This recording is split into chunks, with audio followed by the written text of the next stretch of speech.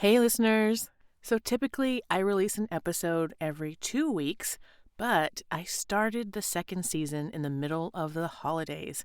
I did not think that through. And I don't want to leave you hanging if you have family or work gatherings coming up. So I have some resources that I will link in the description and experiences to share that I hope will help. Welcome to Straight Wife, Trans Life. I'm Lisa. Let's talk about dealing with everyone else during the holidays.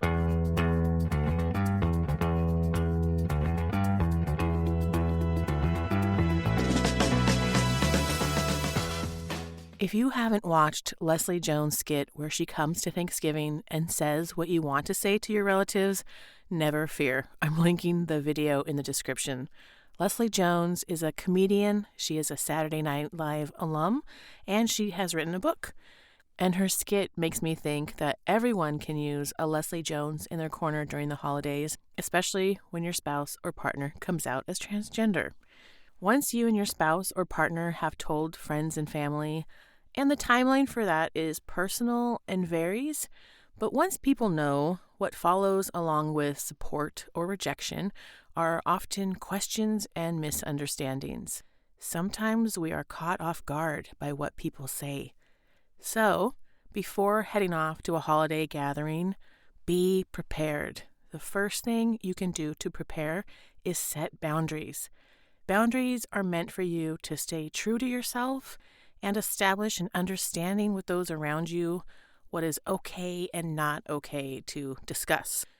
I feel like boundaries tends to have a negative connotation, but it is really quite the opposite. People who care about you will respect your boundaries, and you will find out who doesn't care. That said, think of what people might ask and be ready with answers. This will help reduce some of that pre-gathering anxiety.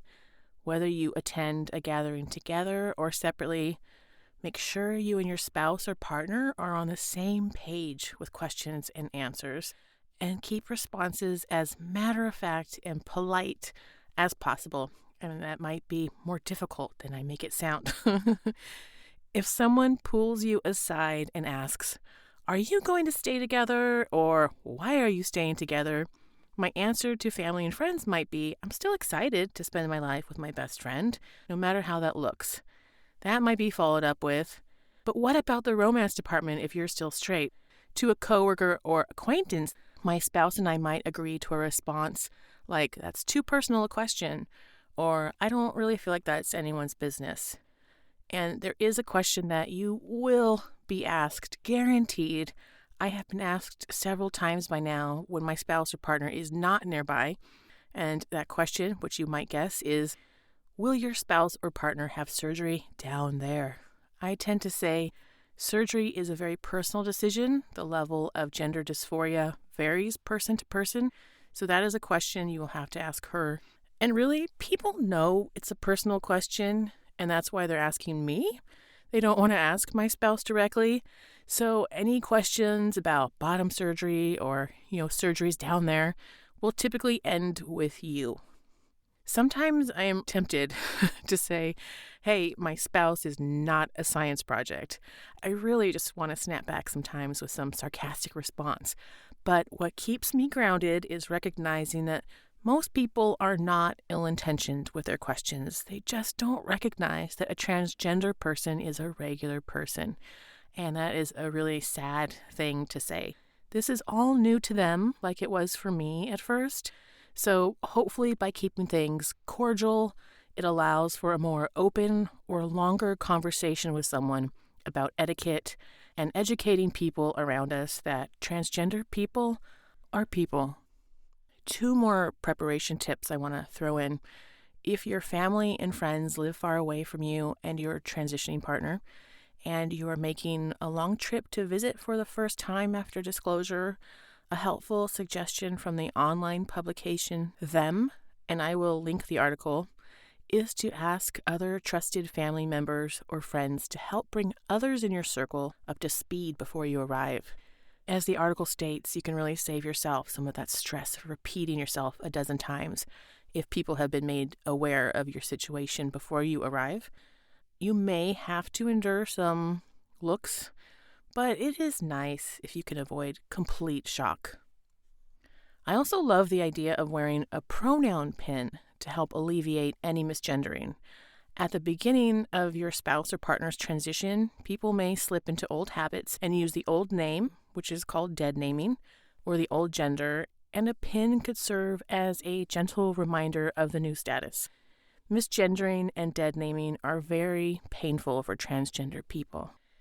Tip number 2 is for us, the people who are not transitioning. You might not like this, but you are going to have to start caring less about what others think to have a good time when you go to a gathering with or without your spouse or partner. At first, you're going to be concerned about what others think, but hopefully you realize that this transition is not your fault and it is not a reflection of you. What's happening between you and your spouse or partner is your business. And really, who cares what others think? We stress ourselves out too much about that. And your judgy aunt, your disappointed dad, your know-it-all coworker are not going to change overnight, if at all. But don't miss out on a fun gathering because they will be there, and don't badmouth your spouse or partner, even if you're having a difficult time with the changes. You can avoid sitting next to your aunt if that helps. You can tell your dad that you look forward to enjoying the gathering with him. And be cordial but direct if your coworker tries to tell you something they think they know about the transgender community, although they don't know any transgender people. Also, heads up, people only tell you their know-it-all viewpoints when your transgender spouse or partner is not present. Any opinion with the words transgender people would never come up when you and your spouse or partner are standing together. I have an acquaintance who recently told me, and only me, that all gay people hate transgender people. That caught me off guard. It was out of the blue. I didn't bother asking for her source. I simply said, that has not been my experience, and I live with a transgender person, and we have friends who are gay and lesbian. And then I changed the topic. Sometimes changing the topic is the best move. So I know I said, don't let people ruin your fun, but my third tip is know when to leave. Like the song, The Gambler, you gotta know when to fold 'em. You and your spouse or partner should talk about your boundaries, your limits, your this is my line before you go to a gathering, and you should stick with it. Even if you go alone, you should know, this is what I'm willing to put up with. If a relative or coworker won't let certain questions go or goes on a transphobic rant, then your fun has been ruined, and neither of you need to put up with such behavior. Thank your host, be honest about why you're leaving, then get out of there and continue having fun elsewhere. I grew up in a neighborhood where a group of us often played together, and one friend, still my friend, she's amazing, would leave when she had enough of whatever shenanigans we were doing at the moment or if someone upset her. I didn't understand it at the time, but now I think back and I think, good for you. You know your limits. You left when the situation was one that you no longer wanted to be in. And how often do we as adults stay too long or put up with something we shouldn't? Way too often. Leave when something doesn't feel right, and you will know. And I hope that even if you are having a hard time with the situation, the transition, that you can still stand up to someone who is transphobic or getting too personal. If you feel off about any event this holiday season, it really is okay to say no thanks. Until next time, set those boundaries, be prepared, and above all, have a holly jolly good time at your gatherings.